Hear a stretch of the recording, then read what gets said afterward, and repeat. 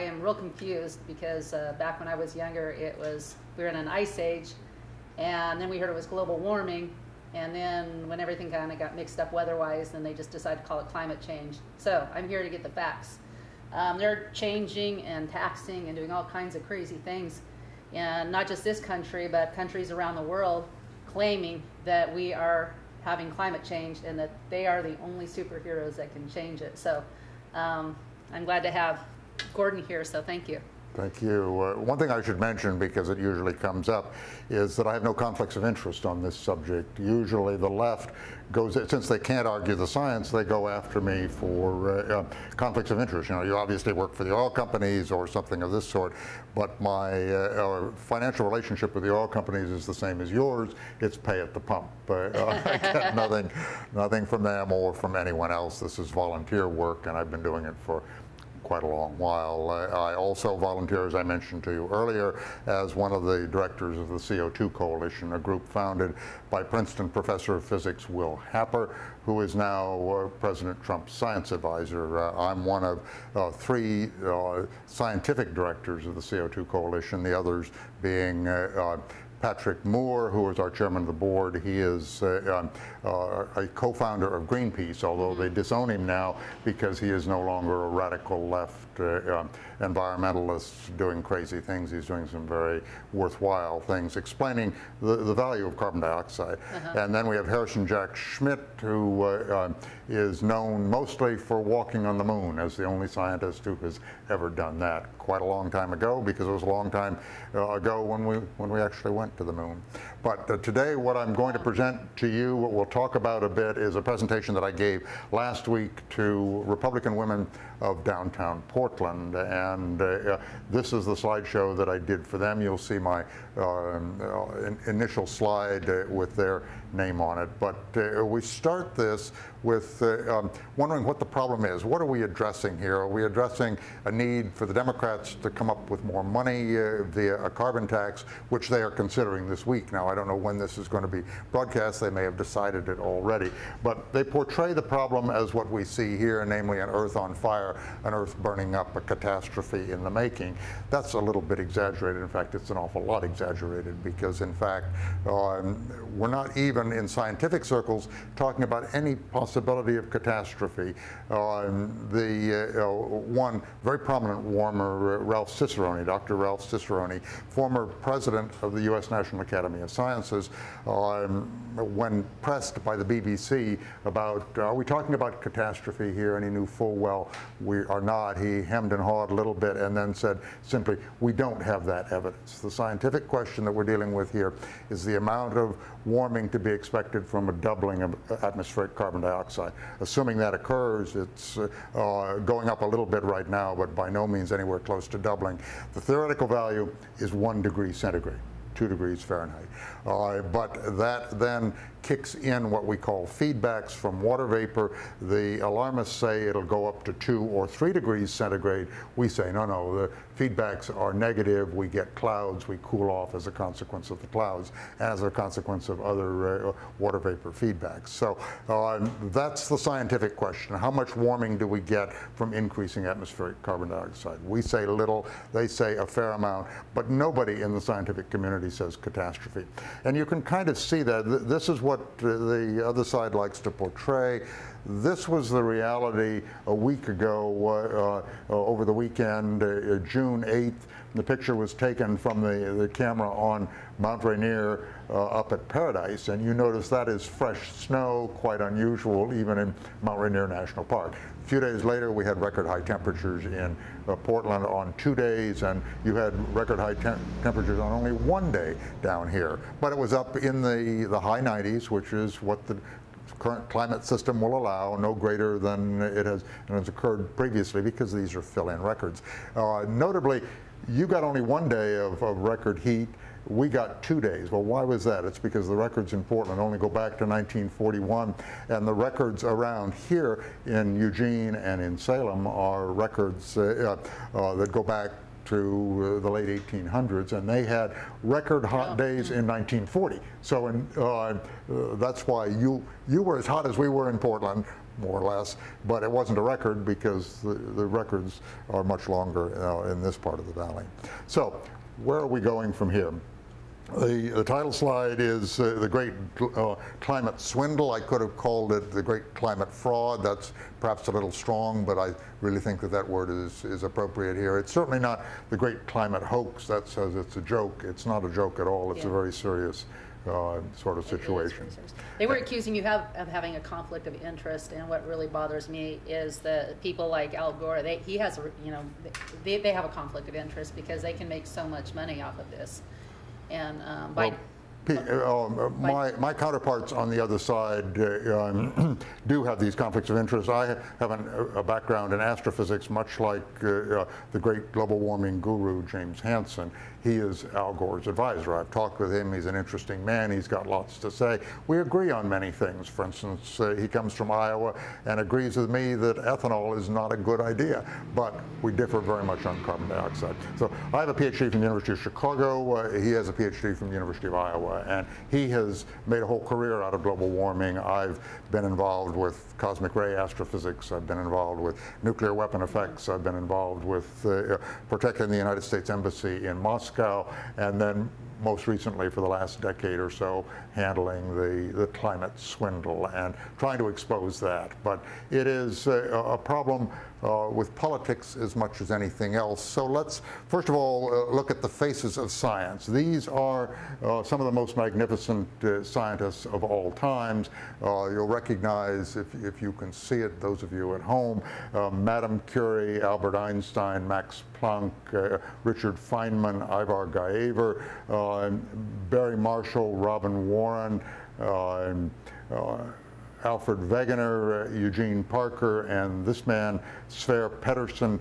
I put him in there because I knew him, and he was the one who argued with all of the other meteorologists on Eisenhower's staff on the 4th of June, 1944, as to whether they should launch the invasion of Normandy on the 5th of June, and he insisted it had to be the 6th of June, and he won out, and he made the decision that saved thousands of lives, because the weather was very bad on the 5th of June. It was acceptable on the 6th of June. So sometimes scientists do things that are very important to the advancement of American history.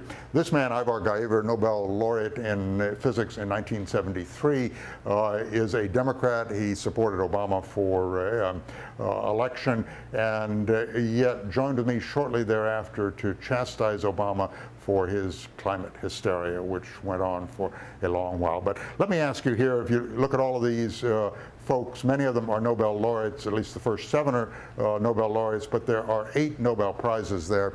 Who got 2 Nobel Prizes? Who is very famous for doing that? 2 Nobel Prizes in science. Well, I would guess Albert Einstein. No, it was Madame Curie. It was a woman. First woman to get a Nobel Prize, and got, in fact, 2 of them. Nobel Prize in Physics, 1903, Nobel Prize in Chemistry, 1911, for discovery of radium and polonium. So a woman has outdistanced all of these folks, which is kind of interesting. I didn't realize that until I looked up these people and started thinking about them a bit. So those are the faces of science. These are not the faces of science, yet they are claiming a lot of knowledge of science and claiming to know how we should move ahead with, in Alexandria Ocasio-Cortez's case, with the Green New Deal costing us $93 trillion. She just basically wants to spend a lot of our money to remake the world in her own image. And of course, Obama began all of this with the endangerment finding on carbon dioxide, which was in fact a fraud. Also, some of the points that he made, or that his Environmental Protection Agency made, were good points, but they were wrong. They were in fact fatal flaws. So these people don't know anything about science. Do they, Alexandria Cortez, can you, if we go back to her, she's saying that the world is going to... the world will end if we don't follow her. In 12 years. In 12 years. But she hasn't updated that. You notice it's been 6 months since she said that, and she's still saying we have 12 years. So rather than 11 years and 6 years. Yeah. Well, who's behind her? somebody is Well, it's wants to keep her in power because, I mean, it's she's the not. left. She's the extreme left, and there's a faction in the Democratic Party that likes these young, relatively good-looking women who are trying to move them ever further left, a social justice sort of thing. Does she have a big college education? Is she? Yes, she's got a college education in political science and in economics. And of course, nothing in science. I doubt she's ever been in a science classroom. But economics also. I mean, how did she ever get a degree in economics asking for $93 trillion to remake this country in her own image? Well, I mean, she's parroting somebody that. Well, she's picking up on what Obama began, picking up on what Al Gore said, picking up on the backup that they have from the scientific community, from people like James Hansen and Michael Mann. So you think she's just following them, or do you think that they're saying we'll keep you in power and? Sure, I mean they complement each other. They say something apocalyptic, and she moves this ahead, trying to move the science ahead. Standpoint of H.L. Mencken, who lived about 100 years ago, and he made the point that all of these things are ultimately about science, not about politics. The whole aim of practical politics is to keep the populace alarmed and hence clamorous to be led to safety by menacing it with an endless series of hobgoblins, all of them imaginary. The urge to save humanity is almost always, excuse me, a false front for the urge to rule. And I think that explains it. I mean, he knew nothing about global warming. It was long before global warming hysteria, but he captured the politics perfectly here, and that's what we're up against today. Hobgoblins, all of them imaginary. For instance, here was one. This was in the 1970s when the issue was global cooling, maybe another ice age, and it was also the inevitability of a population explosion that would completely outstrip small increases in food production. The death rate will increase until at least 100 or 200 million people per year will be starving to death during the next 10 years, 1970 to 1980. None of that happened. No. Why didn't that happen? Well, it was the green revolution of Norman Borlaug, an agronomist who figured out how to adapt seeds to grow nicely in Mexico, in Pakistan, and in India, such that they became self-sufficient in food production. Another thing, though, was the increasing atmospheric carbon dioxide, for whatever reason, also helps increase food supply by about 20% around the world. It is popping up. The increase in carbon dioxide? Yes, carbon dioxide is part of the cycle of life on this planet. Plants take in carbon dioxide that is in the air for a number of different reasons, including you're driving your Jeep around, including my driving my pickup truck, but much of it comes from natural sources. Plants pick that up. That's the structure, forms the structure of the plants. They make complex organic compounds. We eat the plants, or we eat the animals who eat the plants, and consequently, we're carbon creatures. All of the carbon that we're made of comes initially from atmospheric carbon dioxide. What are they saying about the need? Now we have to do paper bags. I think way back then it was plastic bags or something. But so with all these paper bags, they're going to have to cut down more and more trees, which is what sucks in the carbon dioxide. I mean, what's their thinking behind this? They're just trying to find things that you can do to virtue signal, to show that you're a good person, that you bring your reusable bag to the grocery store rather than use their plastic bags or their paper bags or whatever. It's all nonsense. I mean, they will say that look at all the plastic that's in the ocean. Well, there's quite a bit of plastic that's dumped in the ocean, but none of it comes from the United States. It comes from places like China, where they use their rivers for disposal of practically everything. They throw the plastic in there and it washes out to the sea. We don't use the Columbia River or the Willamette River or other rivers for garbage disposal. I never see plastic bags in the water, never. Yeah. So that's another hobgoblin. That's another way that you're told you can be virtuous is by not having a plastic straw. I see you have a plastic straw there. So in the future, you're going to have. I like plastic. I have a plastic straw, plastic lid, plastic. Yeah, but I have a reusable. You see, so I'm more virtuous than you are, or at least in yeah. Except this is nice and cold, so I'm not. Yeah. So. Yeah, it's crazy. It is indeed very crazy. Do you happen to know the economics? This might be taking you down a That's fine. rabbit trail here. Yeah. How much more trees does it take to make all these paper bags now that I don't reuse? I always reuse the plastic bags. They were Look so at it in convenient. terms of cost. It costs less than a penny for a plastic bag for the grocery store to provide you with a plastic bag. If they provide you with a paper bag, it costs them about 5 cents. So that's the impact on the environment, is 5 times as much for a paper sack, and the impact on the grocery store is that, and the impact on what you eventually pay or ultimately pay for groceries is run up by that. Yeah. Now, they're trying to offload that onto you, having you buy your own 5 cents. reusable, or yeah, do that, or your own reusable I'm not going to do sack. that just because they want me to do it. I mean, God made, the planet to be self-sustaining. If you're a good person, He looks on people that follow His commandments. But anyway.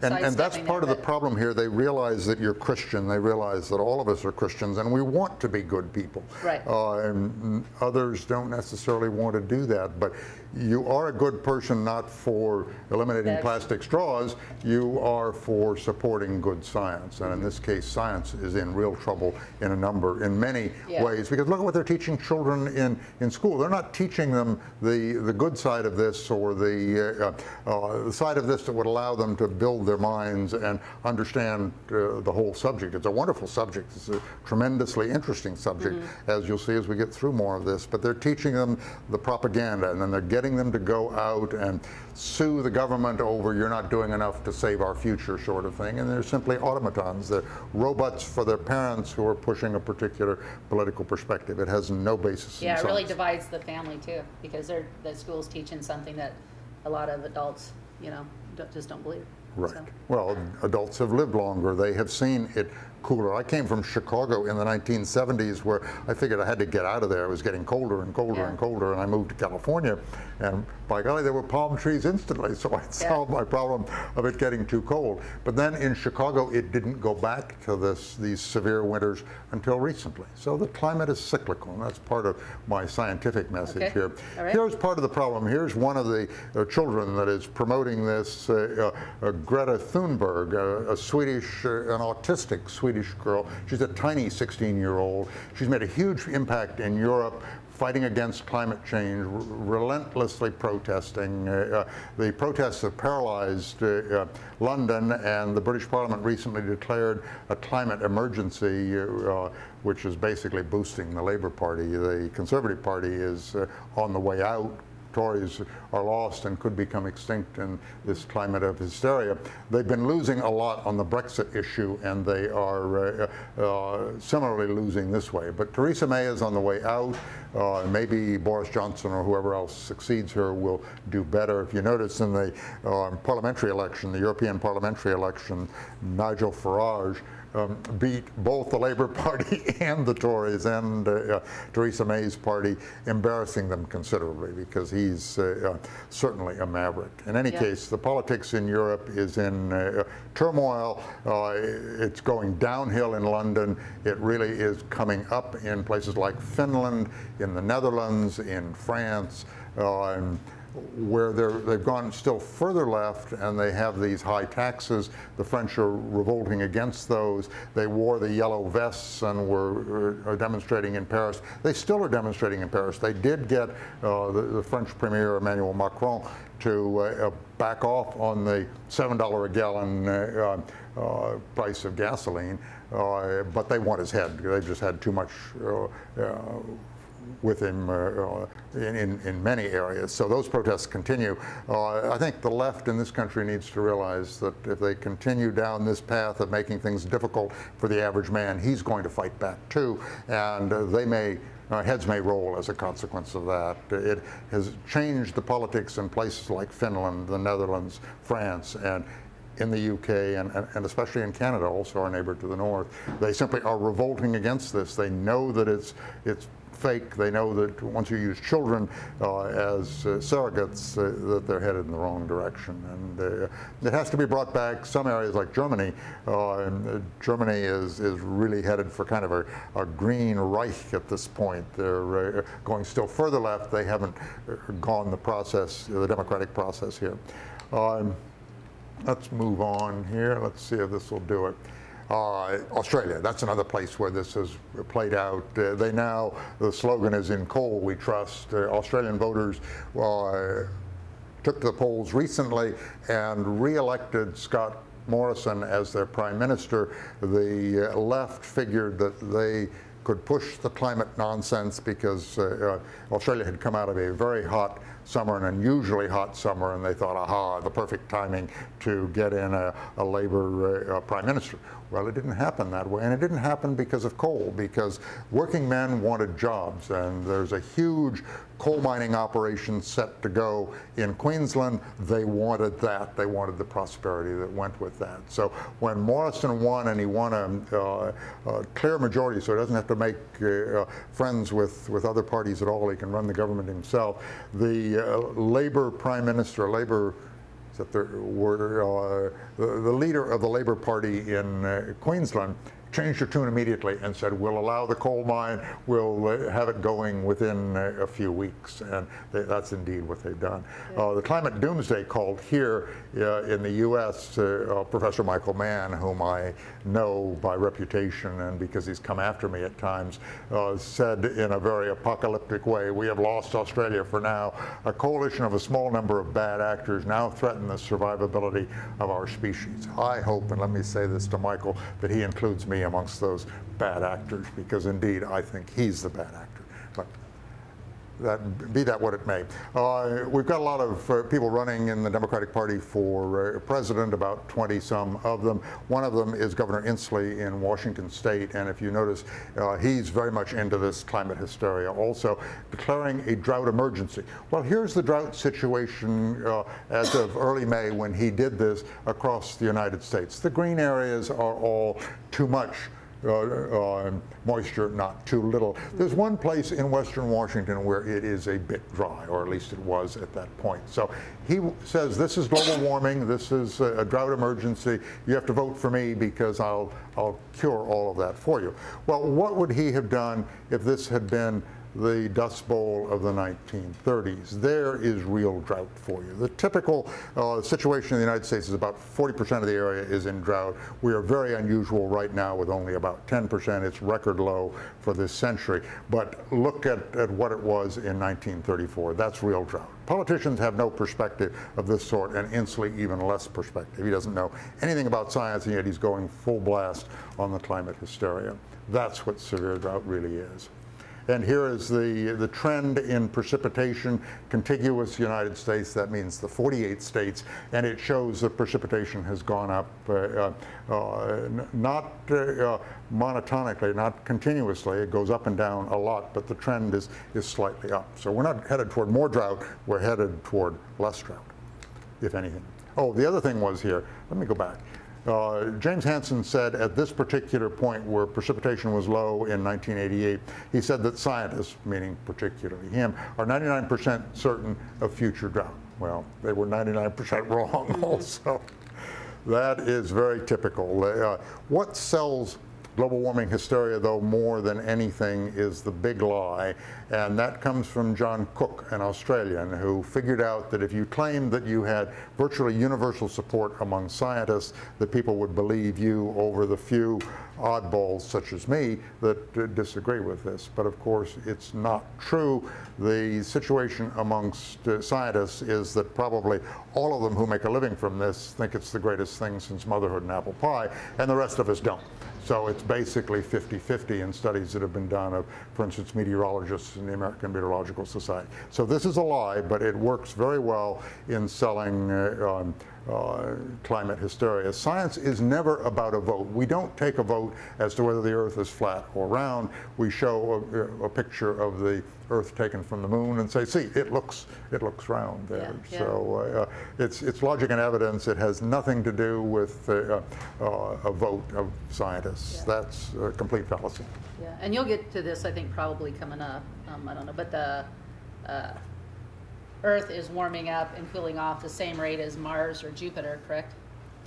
Well, they're different. Remember, they don't have much atmosphere, and Jupiter figures in this, but in a different way. Jupiter is the largest planet in the solar system. It's more than twice as massive as all the other planets in the solar system combined. So it changes our climate quite significantly, and we'll get into that. It's rarely talked about, but it's an interesting part of this.